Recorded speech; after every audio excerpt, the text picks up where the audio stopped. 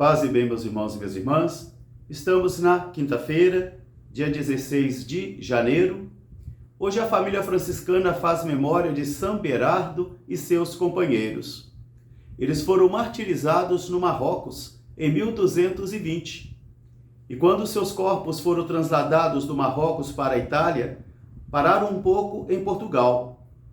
E no mosteiro onde ficaram esses restos mortais, ali vivia Fernando de Bulhões, que era um monge agostiniano. E contemplando aqueles restos mortais daqueles frades, ele abandonou a ordem agostiniana e passou para a ordem franciscana. E aqui eu estou falando de Santo Antônio de Pádua, antes Fernando de Bulhões. E quando vai para a ordem franciscana, recebe o nome então de Antônio. O nosso evangelho de hoje é retirado do livro de Marcos, capítulo 1, versículos de 40 a 45. Naquele tempo, um leproso aproximou-se de Jesus, ajoelhou-se aos seus pés e suplicou: "Se queres, tens o poder de limpar-me." Jesus ficou cheio de compaixão, estendeu os braços, o tocou e disse: "Eu quero, fique limpo."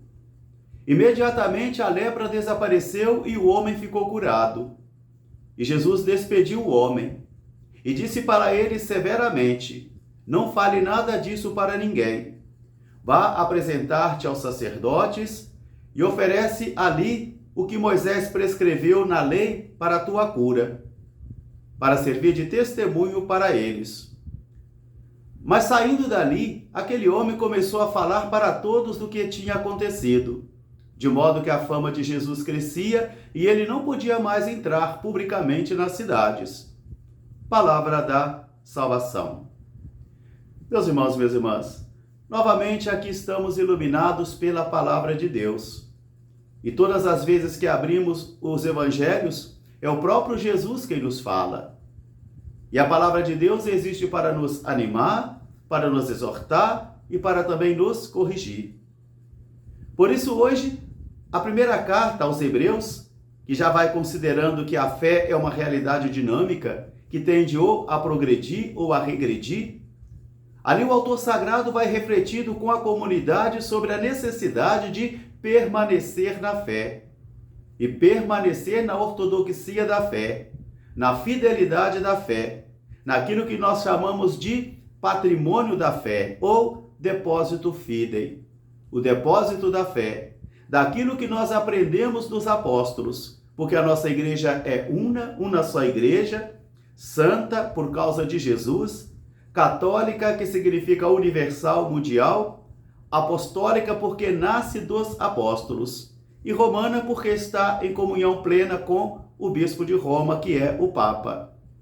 Mas aqui o autor sagrado começa a perceber que nas assembleias cristãs, muitos que ali estão sentados nas assembleias já não têm mais a fé da igreja, já não professam mais a fé da igreja. Eu acredito que aqui já começou um fenômeno chamado de subjetivismo, onde cada um vai pedir aquilo ou pegar aquilo que quer, da fé somente aquilo que quer e aquilo que lhe interessa.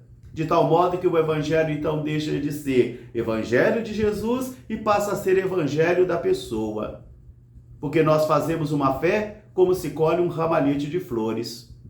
O autor sagrado vai dizer que não haja no meio de vós corações frios, duros e descrentes, e que não venham seduzir vocês também para o erro, porque pode acontecer no meio de vocês, nas assembleias, homens e mulheres que não têm a fé, que têm o coração duro, que estão com o coração já frio, e principalmente já estão cometendo a apostasia da fé. A apostasia é a negação da fé, e a apostasia ela vai crescendo e vai se multiplicando lentamente na vida da pessoa, quando a pessoa não cuida mais da sua vida de fé, quando ela não dá mais importância para a oração pessoal, quando ela já não tem contato nenhum com a palavra de Deus, e principalmente quando ela não tem uma vida eclesial.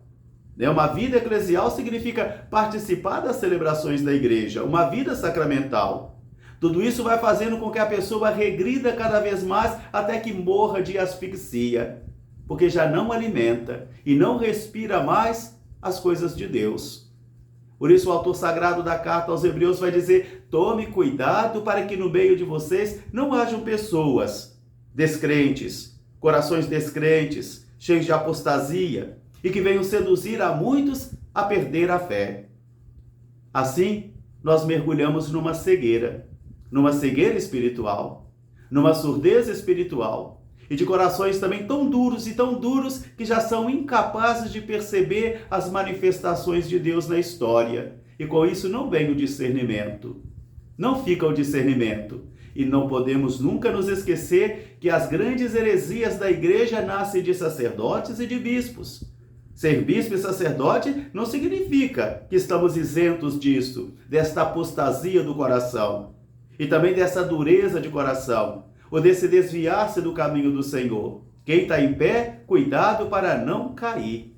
Então cuida-te, cuida de você mesmo, cuida de sua fé, não da do outro, cuida da sua, proteja, alimente. Então vamos mergulhar no evangelho de hoje.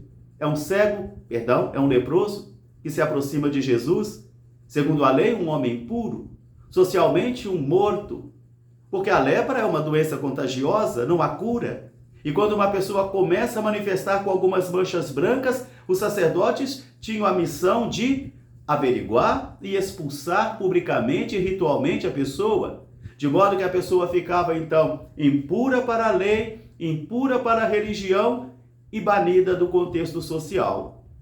Aqui está então um leproso que vai se acercar a Jesus, se aproximar de Jesus, ajoelhar-se diante dele e vai dizer, não vai implorar, não vai exigir nada. Ele não vai dizer eu te ordeno, não, ele vai dizer se queres tens o poder de limpar-me.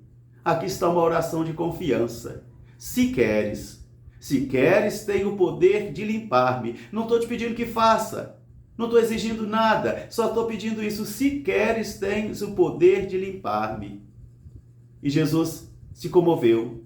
Jesus encheu-se de compaixão. Aqui está a grande missão de Jesus, porque Jesus é a compaixão do Pai. Jesus é a misericórdia do Pai. Jesus é o braço da misericórdia do Pai para a nossa vida. Jesus então se encheu-se de compaixão, se condoeu-se de compaixão, porque a missão de Jesus, antes dos milagres, é ter compaixão. Jesus é um homem de compaixão, e a compaixão é que faz a gente ir além do necessário, além do útil. A compaixão. O nosso mundo está sedento de compaixão. Jesus então infringe a lei, porque Jesus ergue os braços e toca o leproso, e a lei diz que quem toca um leproso fica impuro. Quem toca um leproso também deve ser apedrejado. Mas Jesus infringiu a lei.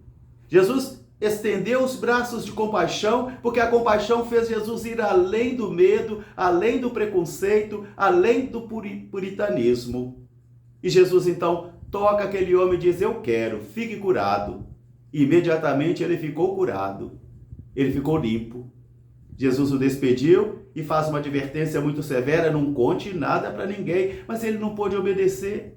Como ele podia obedecer essa maravilha? Como ele podia negar? Como ele podia esconder essa grande graça recebida em sua vida? Ele sai dali, não obedece, ele é desobediente. Ele começa a dizer para todo mundo, Jesus mudou a minha vida, transformou a minha vida, resgatou a minha vida, restaurou a minha vida. E a fama de Jesus crescia, de modo que ele já não podia mais entrar publicamente numa cidade. Meus irmãos, minhas irmãs, às vezes nós também somos leprosos, somos impuros, nos sentimos impuros diante de Deus, nos sentimos indignos diante de Deus, e é necessário também que eu e você nos aproximemos de Jesus, nos aproximarmos sempre a Jesus, regressar sempre a Jesus e dizer, se tu queres, Senhor, tu tens o poder de curar-me, tu tens o poder de limpar-me. E contemos com a misericórdia do Senhor. Aproximemo-nos desse trono de misericórdia que é Jesus, e supliquemos misericórdia para cada um de nós. Um grande fraterno abraço para todos, paz e bem, até amanhã se Deus quiser. São Berardos e companheiros, roga por nós. Faltam 19 dias, paz e bem.